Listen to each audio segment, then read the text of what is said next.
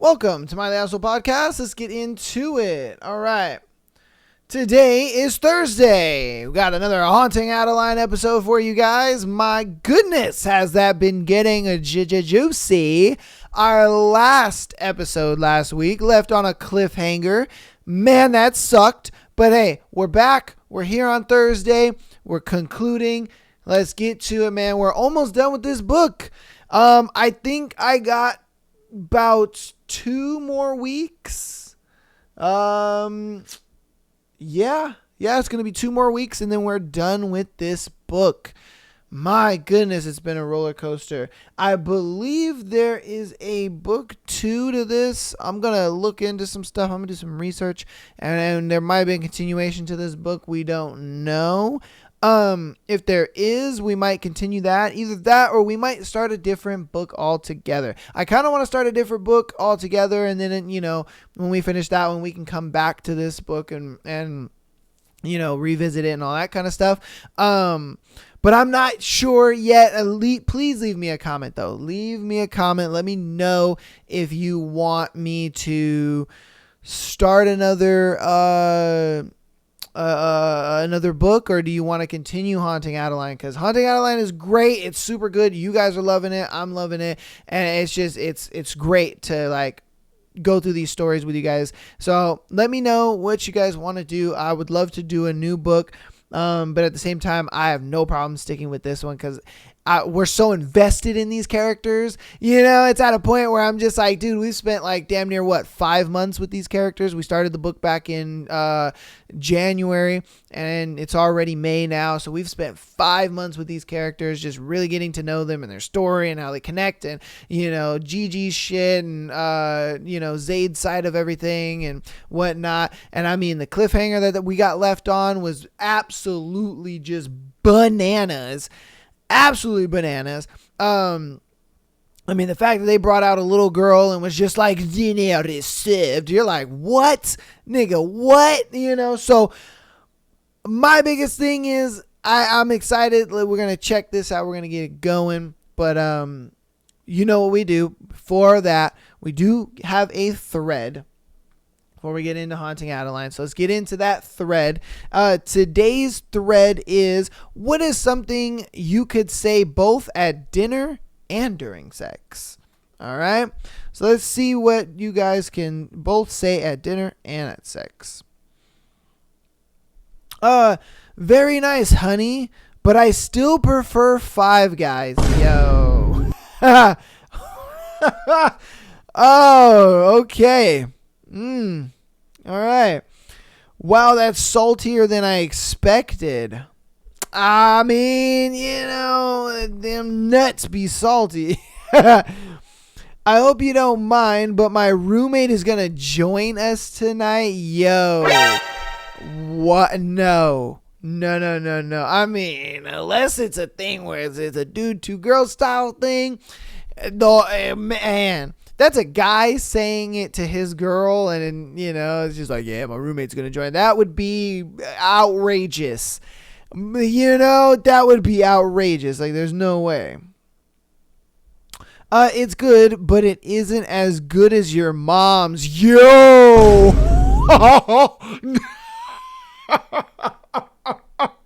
You can't say that. Bro, you can't say something like that. No. That's asking for fucking annihilation, bro. If you keep looking at your phone, I might as well just not be here. Oh. That must be weird. How in the hell are you on your phone during sex? What? Okay. Don't just stare at it, eat it. Hey, facts. You know what I mean? Facts. Whoever finishes last cleans up the mess. Oh, my God. Careful, don't choke. Hey, that fits in the theme of the Haunting Adeline book. My ex used to come here a lot. Oh, for a guy, That's just that's that's that's detrimental to hear. You'd be like, what? Oh, nah, man. Why such a small tip? Oh, man, it's not how big it is, how you use it, man. Come on now. I thought we knew that. Let's see. How much money should I leave on the table? Yo, come on, man. Oh, time to put a load in the dishwasher. This nigga. Okay. All right, bro. This is terrible. Can we just order a pizza and pretend we didn't just try something weird that only you like? Oh, imagine if a girl just stops you in the middle of sex and is just like, oh, you know what? Can we just order a pizza or something? You know, because I'm tired of doing this. I would be like, what? Dude, that whole time you're just in the middle of that movie, just crying, bro. You're just crying into your pizza. I couldn't be talked to like that. There's just no way.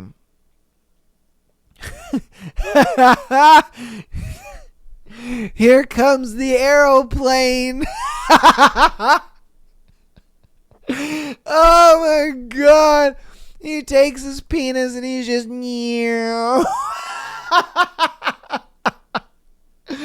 oh my god, bro. Oh man. Are you gonna finish that? All right. There's more of this than I expected. Oh, okay. I like it a little pink in the middle. Facts. I mean, come on now. Oh, Jesus. Tell the violinist to go away. He's starting to bug me. Okay. All right. I'll have what she's having. Okay. I like my meat rare, but this is too bloody to eat. Oh, bro. You can't say that. Come on, man. Like, come on, man. You can't. Nah. Like, see, I'm all about smashing a girl on her period. I talked about that last episode, but I ain't going down there to eat. Nah, man. I'm sorry, but my parents won't be able to join us tonight. No. No. Come on, man. This nigga said this tastes like shit. No shit, bro. It's a butthole. Come on, man.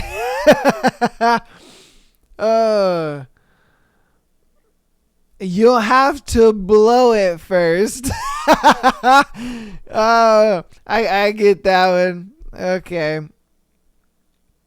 Let's see. Don't try to swallow it all at once or you'll choke. Facts. Let's see. Oh. Boy, it's a lot smaller than I thought it was going to be. Damn. Talk about shot in the dark. You're just like, that one hurt. Okay. Kids in Africa are starving. You better finish it.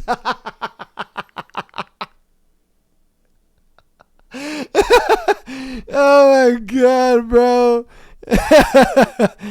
Oh my god. Cream pie was worth the extra pounds. Wow. Okay. Let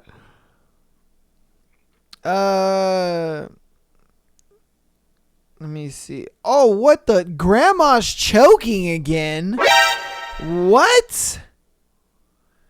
Okay. All right.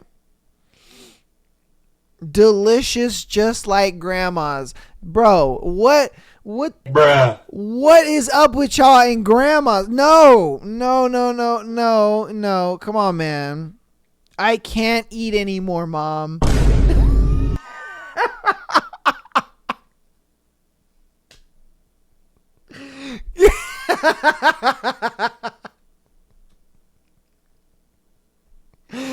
Oh my God, bro. Some of you are just ridiculous. Oh my God, there's another one. Thanks, Mom. Why? Bruh. Come on, man.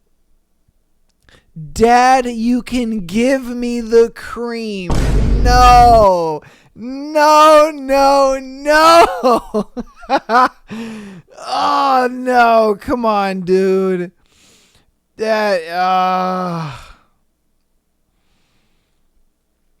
Jesus, man. Yes, I'll have seconds, Uncle Bob. God damn it, bro. What? Let me see.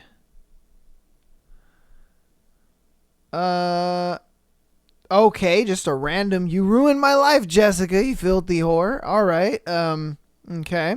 I mean, yes, you can. You can say that at dinner and during sex. Yes, you can.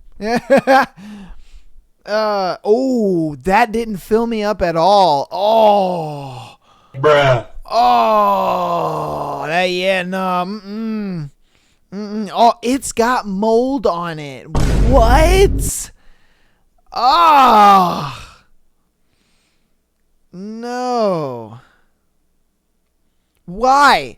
What? This is good, but not quite like grandma's. What is you guys' obsession with? No. You can't say that. Oh, come on, man. Jesus. This nigga said, keep the change. Oh, my God. Gee, oh, God. Wow, Dad, this tastes great. Come on, man. You got a little something on your chin. Oh, Jesus. Let's see. I'll try to find at least like 2 or 3 more. What? This is gonna make my pee smell funny later. What?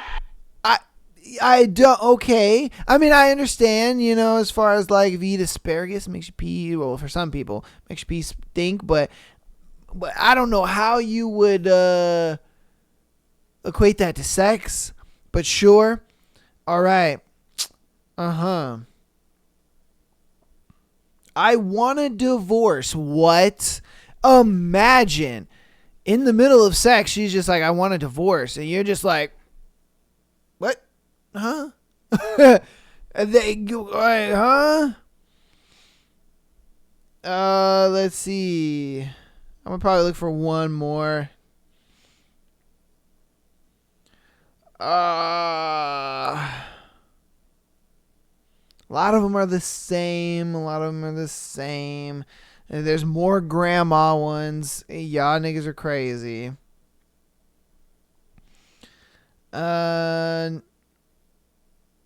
Let me see.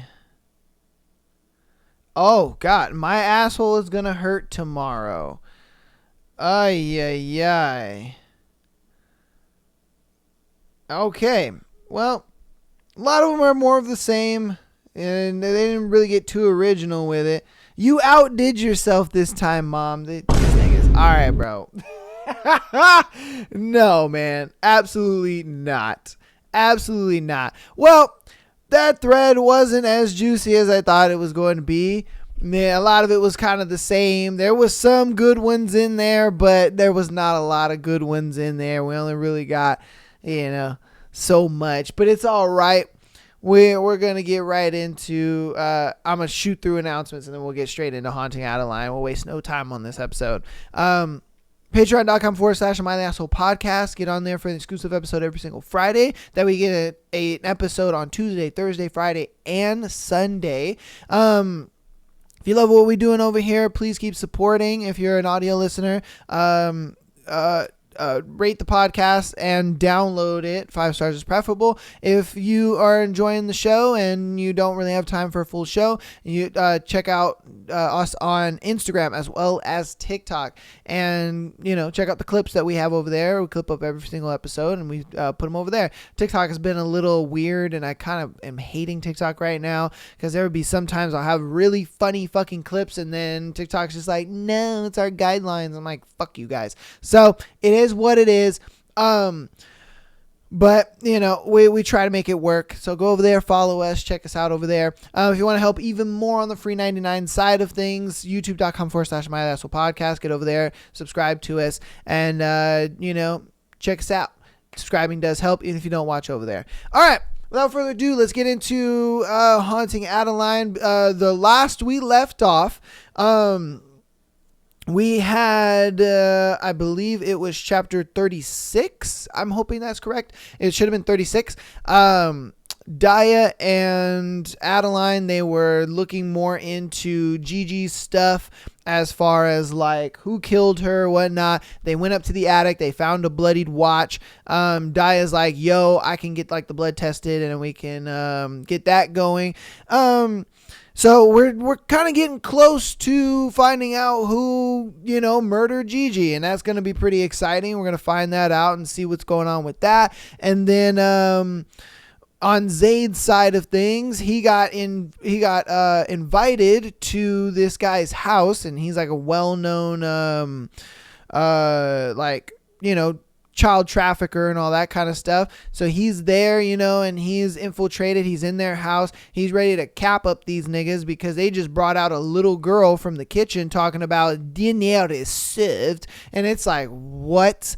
So we're about to see what happened to all, what our boy Zaid is going to get into, as well as, how the things with Gigi and all that kind of stuff are going.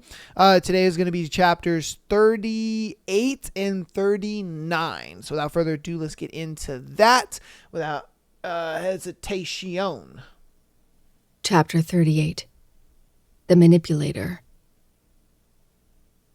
All the information Daya and I have gathered so far is splayed out on the island before us. I twist my lips as I mull over what we know for the millionth time, while Daya twists the ring in her nose, round and round. She's waiting on a call back to get the DNA results for the blood on the watch. We still never found out who sent me the envelope with all those pictures and the note. I mumble. I know, Daya says, dropping her hand and pursing her lips. That's so odd. I have no idea who it could have been. Just as I open my mouth, Daya's phone rings. She picks it up so fast you'd think it was sitting on a burning stove. Hello?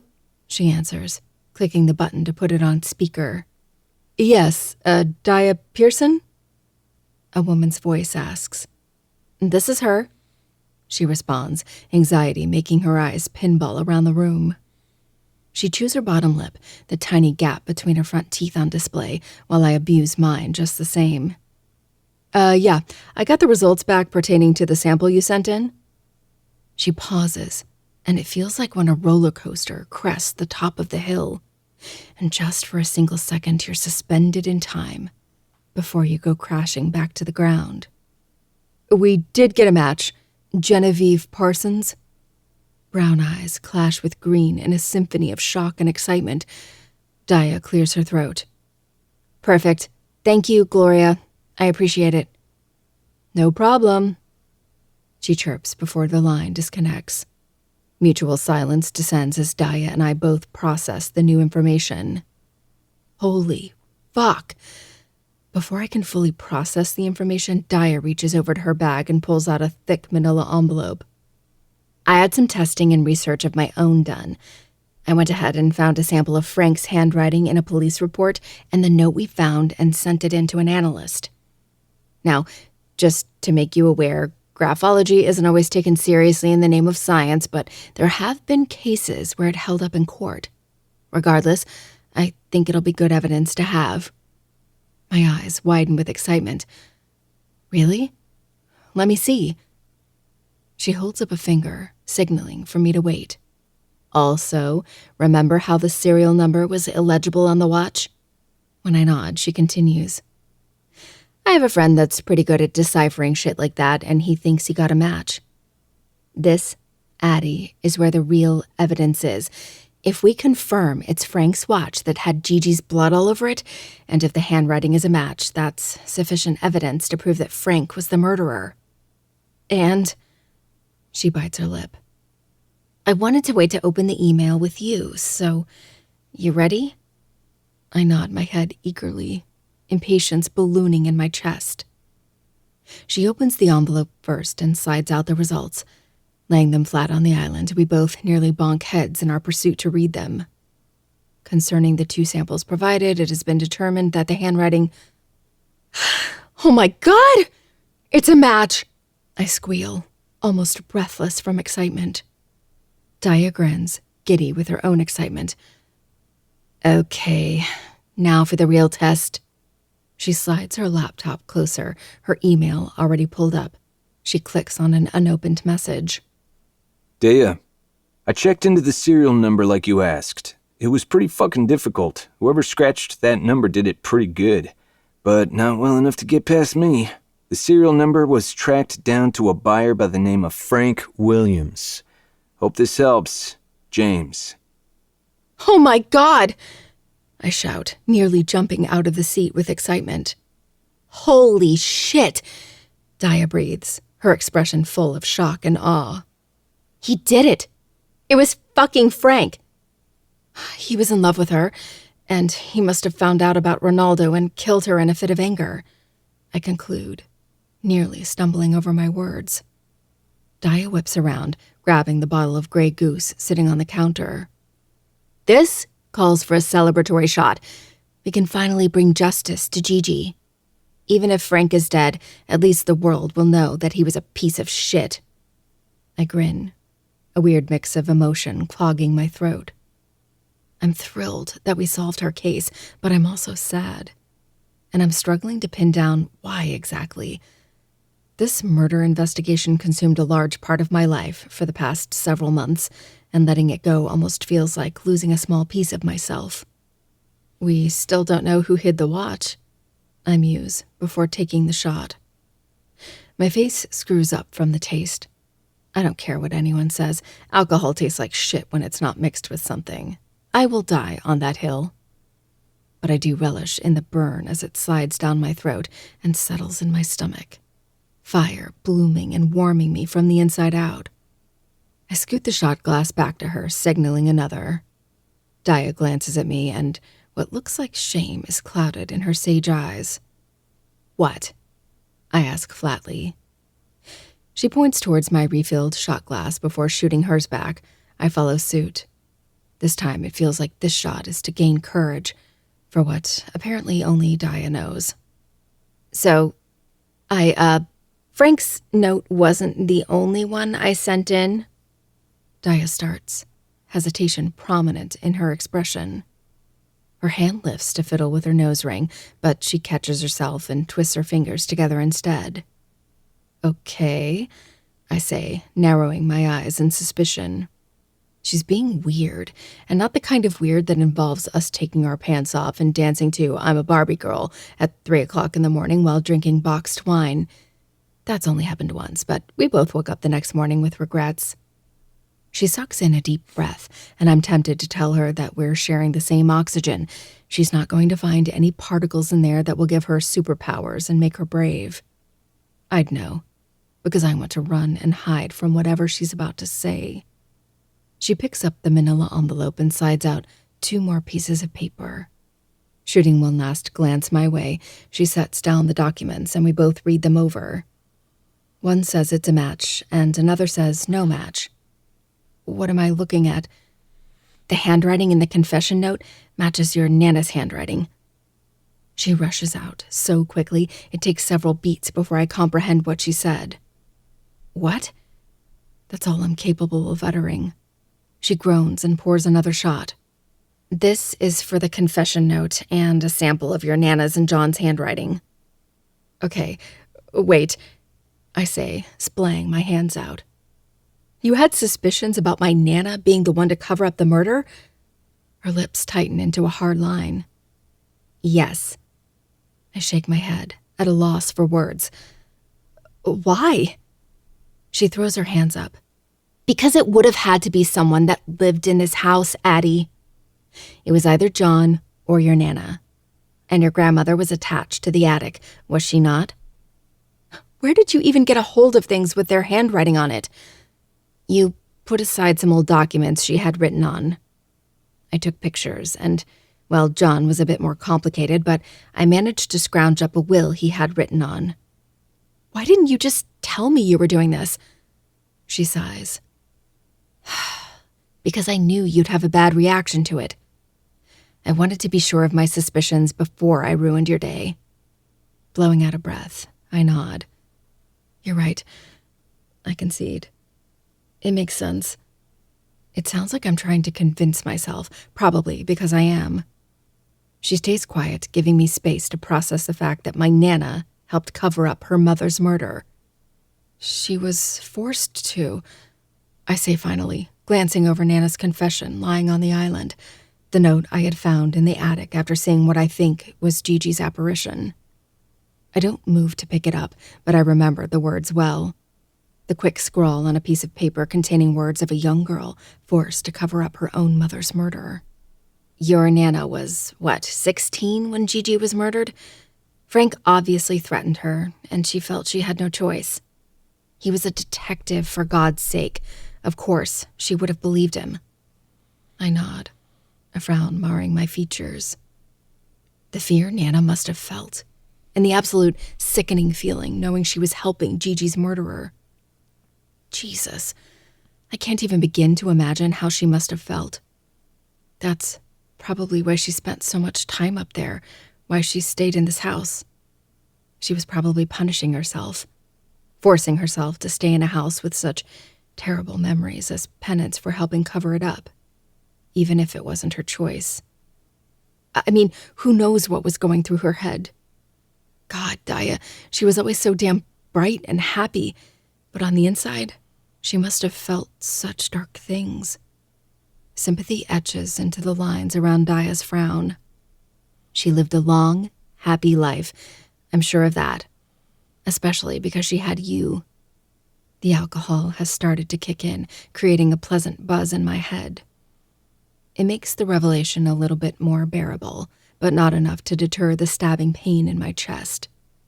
I'm heartbroken for Nana. She lived until she was 91 years old. 75 years carrying that weight on her shoulders. I wonder if Grandpa ever knew. He was a quiet man that loved Nana fiercely. I'd like to think he did and shouldered some of the weight for her. A memory sparks of about 2 years ago, a year before she had passed. Nana sitting in Gigi's chair, staring out the window at the rain. I was in town visiting her, and she looked so sad. What's wrong, Nana? You feeling okay? Yeah, baby, I'm fine. Nana's just tired. Why don't you lay down and rest? A small, sad smile graced her lips. Not that kind of tired, my love. But you're right, I'll go lay down for a bit. Another memory replaces that one of when I was about 12 years old. I was coloring at the kitchen island when I had asked her a seemingly innocent and random question. Nana, if you won $1 million, what would you buy? No money in the world could buy me what I truly want, Nana says, a teasing grin on her face. Well, what do you want? Her smile drops just for a second, too quick for my 12-year-old brain to think much of it. Peace, baby. All I want is peace. I go to bed that night just a little drunk and even sadder. I miss Zaid. He's off doing something dangerous tonight, some dinner party. I know he's there to save a little girl, but there's still that selfish part of me that wishes he were here. My instinct is to hate myself for it. Part of me still does. I don't know how long it's going to take before I fully accept the fact that I've started to fall for him, that I'm accepting him into my life. How long has he been stalking me for? 3 months? Not very long at all. In fact, that's such an insignificant amount of time, it almost makes me sick. There's still so much I don't know about him. What's his favorite color? Does he have allergies? I hope he's allergic to all my favorite foods so I don't have to share. Or at least I hope he doesn't like them. More for me. And I hope I don't like his favorite foods, because if I do, I'll probably eat off his plate too. He probably wouldn't mind. And that softens my heart into a pile of mush, because somehow a man that wouldn't care if I ate his food fell in love with me. That's so fucking cute. I flop onto my bed and groan. Dia left an hour ago. We spent the rest of the day working on our respective work. She let me be for the most part, while I stewed over the revelations. And after she left, I kept drinking until I stopped thinking about it. Tomorrow I'll regret it. I'm not even halfway through the next installment in my series, and I have a lot of readers pushing for it. The pressure always starts getting heavy when several months pass between releases. Whatever. Maybe Zaid will stop by and magically cure my hangover, since he's good at making me feel things that should be physically impossible. Especially when he arches his brow and that wicked grin graces his lips. I clench my thighs, a flood of arousal stirring between my thighs. My breathing escalates just with the memory of one look, and I'm melting. How is that possible? I kick off my leggings, a burning sensation in my stomach spreading until it feels like I'm drowning in a pit of flames. A flush is already forming in my chest, and I know pretty soon it'll start creeping up my neck. Next, I rip my t-shirt over my head, leaving me in only my matching bra and panty set. It's white and silky, and that insane part of me wishes Zaid was here to see it. He'd probably think I look so innocent, an angel and a demon, forbidden but drawn to each other anyways. That could be a book, based on the attraction between two opposite souls. Biting my lip, I snake my hand down the front of my underwear, the tip of my finger scarcely brushing across my clit. The contact is so light, but yet has electricity zipping through my veins. I close my eyes, releasing a shaky breath, and I pretend that Zaid is kneeling before me, ordering me to touch myself for him, to show him what I do when he's not here. My heart pounds heavily in my chest like a basketball on a court. I slip my fingers further down, dipping the tip into the pool of wetness that has gathered. I'm embarrassingly wet. Licking my lips, I plunge my 2 fingers inside, a moan falling from my lips as my body seizes with pleasure. Zaid's deep, bottomless voice whispers in my mind of all the dirty things he's growled in my ear, all the words that have stopped my heart in my chest. My redemption will become your salvation. I was convinced he would be my damnation, but at this moment, it feels like I've walked into paradise, nirvana. Just like he said when his tongue was plunged deep inside of me, like my fingers are now. I moan louder, the crescendo building as the image flickers to Zaid sitting behind me in my car, feasting on me. No, drinking from me like a dying man deprived of water. The pleasure builds as I swirl my sopping fingers up to my clit and rub the sensitive bud in tight circles. My head kicks back as my spine curves, panting out breathless moans.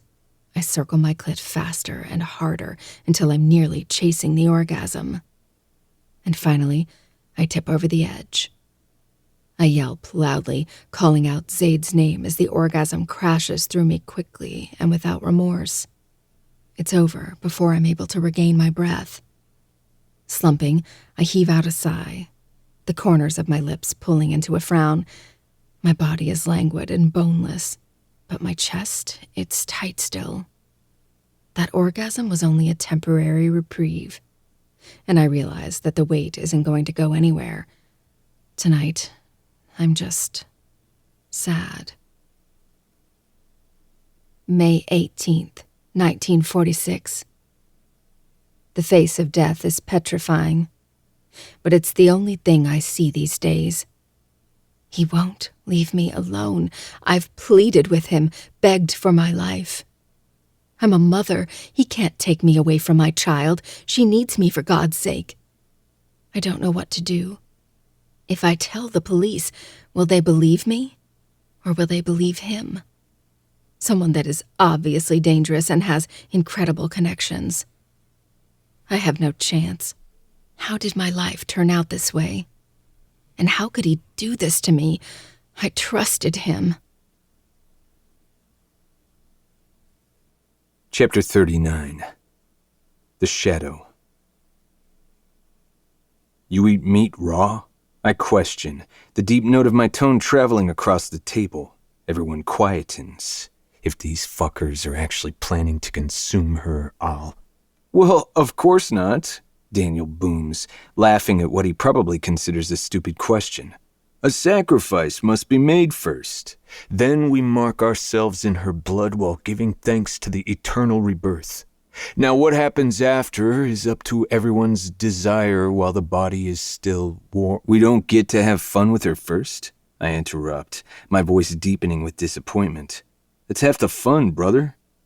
Really, I can't stand to hear him speak anymore, especially after something so fucking sick. Eyes shift, glancing at each other, waiting for Daniel's response to my demands. He stares at me, a slight smile on his face.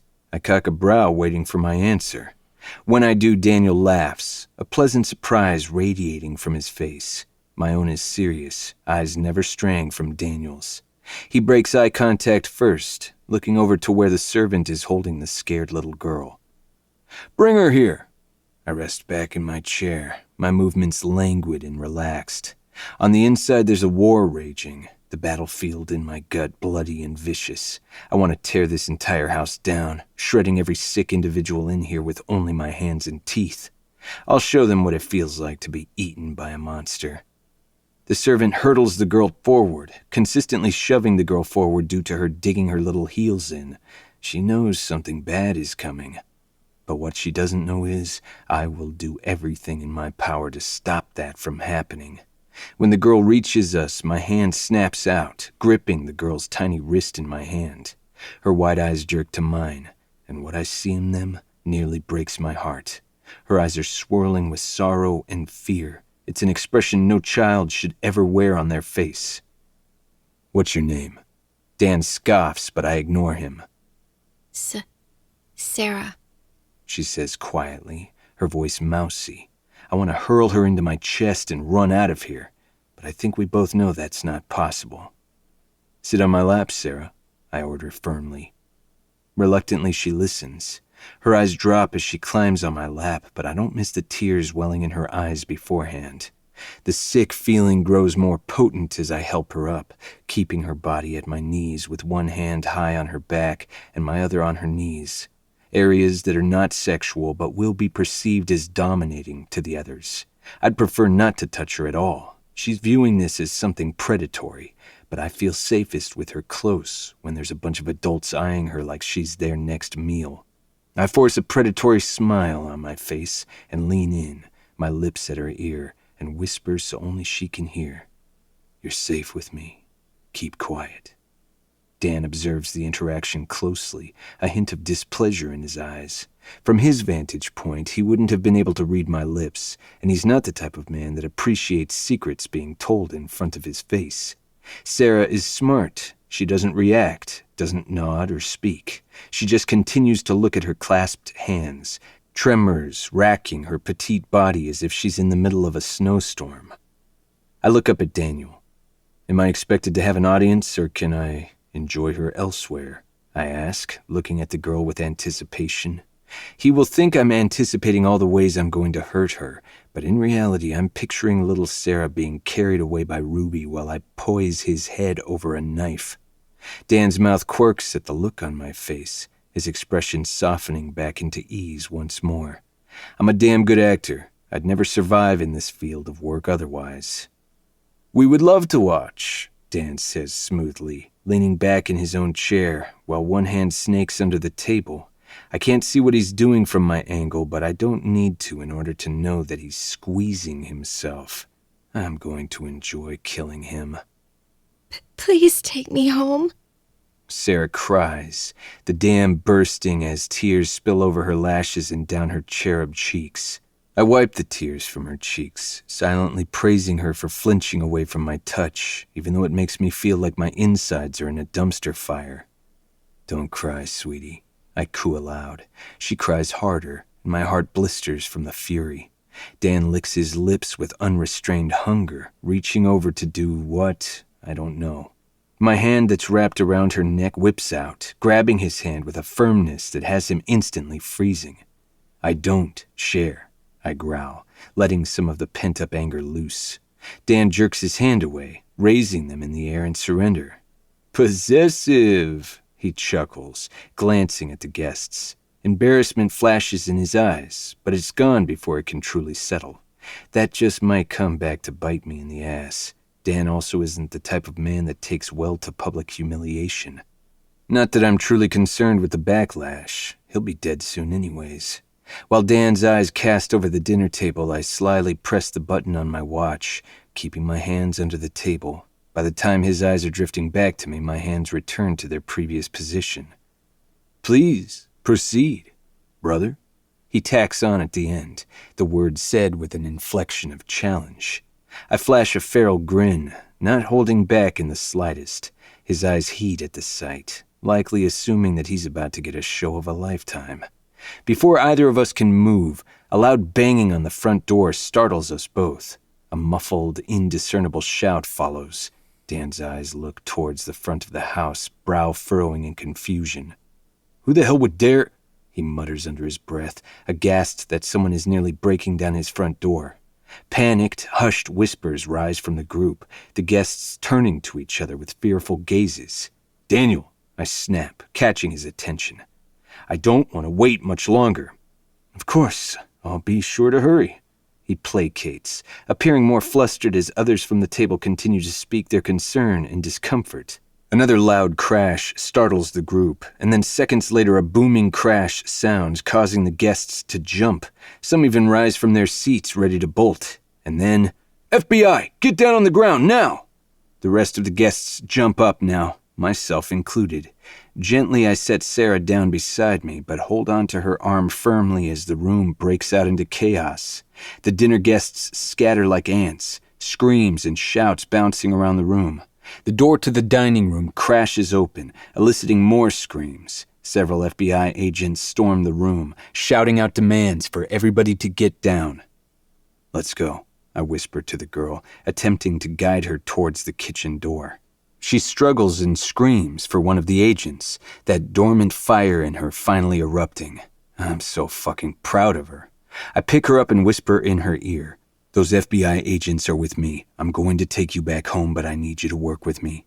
The second the word home leaves my mouth, her struggling ceases. She looks at me, her brown eyes full of tears. You could be lying. She sniffles, distrust in her eyes. Another surge of pride overtakes me as I stuff my hand in my pocket and pull out a fake FBI badge, flashing it to her discreetly. The first lie I've truly told her. She reluctantly concedes, nodding her head. I bolt towards the kitchen door, not wasting another second. In the chaos, no one will notice me slipping out. But if they do, it won't hurt my case with Dan. I plan on telling him I did exactly that. No one is in the lavish kitchen. If anyone were in here before, they probably ran when they heard the FBI break in. I slip out of the back sliding door, making my way across the massive porch and towards the stairs. The cool air is a balm to my heated skin. This suit is confining. I much prefer my jeans and hoodie to this shit. Are you going to take me back to my mommy and daddy? Sarah asks quietly. Her soft, sweet voice is almost a shock to my system. Adrenaline has been coursing through my veins steadily since the moment she was brought into that room. The chemical won't dissipate from my body until she's off this property. I am, I promise gently. Her hand lifts, her tiny finger tracing one of the scars on my face. Does this hurt? Not anymore, I say quietly, suppressing the urge to lean away from her touch. I'm not used to anyone touching my scars. When Addie did, it felt like fire lacing across the dead skin. Now, with Sarah, it feels a tad uncomfortable, but not unbearable. Did the bad guys that took me do this to you? Not the same bad guys, but bad guys all the same. She seems to think that over, digesting my words slowly. She blinks at me and wipes away some snot leaking from her nose. Do you know if Mommy and Daddy are alive? I nearly trip over my feet when she asks the question. Considering I didn't know the girl's identity beforehand, I haven't had a chance to look into her background. I've no idea who her parents are or what kind of home she comes from. Is there a reason you think they wouldn't be? I ask. I make it to the meetup spot outside of view of any cameras in the front of the house where Dan is. Her eyes drop, long lashes fan across her chubby cheeks still damp from her tears. I don't know where they are, she says simply. When was the last time you saw them? She shrugs her little shoulders and says, I don't know. I sigh, giving in to the urge and rolling my neck to ease some tension. Ruby should be here soon to take care of Sarah while I finish up business. Soon the agents will lug Dan and anyone else out to be taken down to the station on false charges. They're false agents to begin with, hired by myself. Luckily, I have a few high-ranking FBI agents in my pocket, which is the only thing that made this night possible. They'll bring Dan down to the station on suspicion of smuggling drugs. They will release him by tomorrow morning when they don't find anything. Dan will insist the FBI agents responsible be fired, and considering no real agents were involved, the fake ones will be easily let go of. False paperwork will be filed, and Dan will be satisfied. Or as satisfied as you can be when your dinner party is interrupted by your front door getting kicked in. How old are you, Shortcake? 5. She chirps. I'll try to find your mommy and daddy, okay? If I can't, I'll make sure you're safe. She nods her little head, her brown eyes now latched back onto me. Then will you be my daddy? Fuck. Can't say I've ever been asked that one before. I force a smile. Adoption isn't out of the question, but that's something I'll have to consult with Addie first. She'd be her mommy after all. Before I can answer, Ruby is sneaking up to take Sarah off to a safe place. Ruby stays silent, understanding how dire the situation is. When she approaches the small child gripping onto my hand, she whispers to her quietly, urging her to come with her so she can make sure she's safe. Sarah hesitates. You can trust her, I say softly. Sarah looks up at me with massive brown eyes, and fuck, I'm a puddle of ice cream. Will I see you again? Swallowing, I nod, incapable of giving a verbal answer. Sarah is satisfied, though, and allows Ruby to lead her off into the night. Before they completely disappear around another house, Sarah turns her head and gives me one last look. I'm a goner. Just as they round the corner, an FBI agent comes up behind me and grabs my arm roughly. Thought you could sneak away? I laugh quietly, even as he jerks both my arms behind my back and slaps handcuffs on them. Roughly, he leads me up back towards the front of the mansion where Dan is still loud-mouthing the agents and demanding his lawyer. Got a runner, the agent attached to me calls out. Dan pauses mid-tirade to look over at us. I can't be sure from this distance, but it almost appears as if Dan's face goes lax with relief for just a moment. He has nothing to do with anything, Dan says, his face tightening once more with anger. Yeah, okay, buddy, the agent snorts from behind me. I'm actually surprised by the fact that Dan is trying to defend me. Why am I even being arrested? I snarl, feigning anger. You tried sneaking off during an FBI raid. That's grounds for suspicion. I'm terribly sorry about this, Zach, Dan cuts in. This doesn't involve you. I shrug a shoulder, the movement awkward against the cuffs. Skay, these assholes will be fired by morning, I say with a shit-eating grin. Dan scoffs and corrects me. By the end of the night. Yeah, whatever, fuckers. Get in the car before I accidentally smash your head off the car on the way in. I twist in my binds. What's your name? The agent grins. Michael? Well, Michael, I hope you don't mind shitting out teeth because you're about to eat them. Michael laughs, a glimmer in his eyes. Dan starts up again when another agent leads him into the back of a cop car. His rant is cut off by the slam of the door. Get in the goddamn car, Z. I am hungry, but it's not from my teeth. Chuckling, I comply.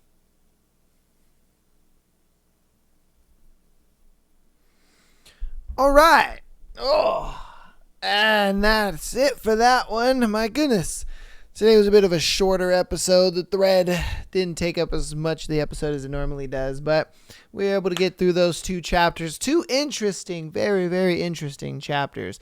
We're coming to the conclusion for Gigi's murder and all that nonsense, and it's making Adeline feel a little, feel a little empty, you know? Yeah, but we didn't get too much as far as on the side of Zaid's, escapades and all that kind of stuff, but it's still interesting nonetheless. Hopefully you guys enjoyed today's episode. It's going to be a bit of a short one, but it is what it is.